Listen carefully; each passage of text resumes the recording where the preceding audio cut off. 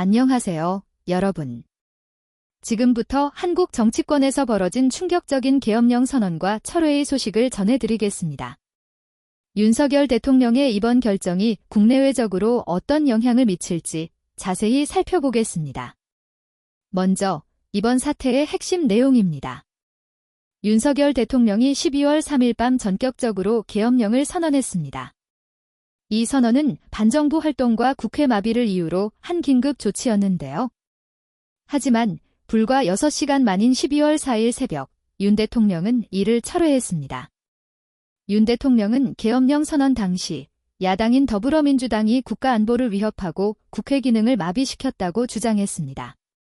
이 선언으로 군이 행정 및 사법 권한을 갖게 되었고 국회의 기능이 일시적으로 정지되었으며 집회 및 시위가 금지되었습니다. 하지만 국회는 즉각 반발했습니다. 민주당을 포함한 300명의 국회의원 중 190명이 계엄령 철회를 만장일치로 결의했는데요. 이는 한국 헌법 제77조에 따라 가능한 조치입니다. 그러나 당시 군은 대통령의 지시에 따라 계엄령이 유지될 것이라고 밝혔습니다. 결국 윤 대통령은 계엄령을 철회했지만 정치적 파장은 피할 수 없었습니다.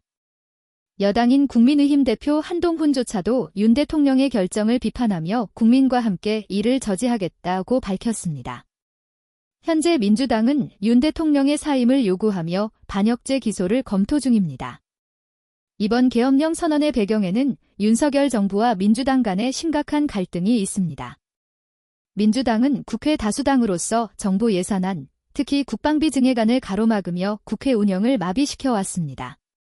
또한 북한에 대한 윤 대통령의 강경 대응과 미국 및 일본과의 방위 협력 강화는 야당의 강한 반발을 불러왔습니다. 특히 윤 대통령이 추진하던 한미일 3국 간의 방위 협력은 중국과 북한과의 갈등을 고조시킬 위험이 있다는 비판을 받았습니다.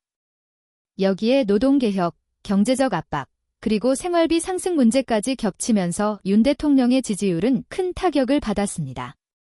그렇다면 앞으로의 전망은 어떨까요? 민주당은 윤 대통령에 대한 탄핵 절차를 시작할 가능성이 높습니다.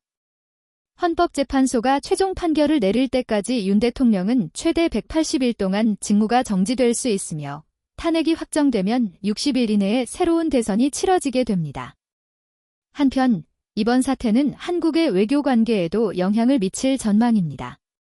민주당이 정권을 잡을 경우 대북 정책은 더 화해적인 방향으로 전환될 가능성이 큽니다.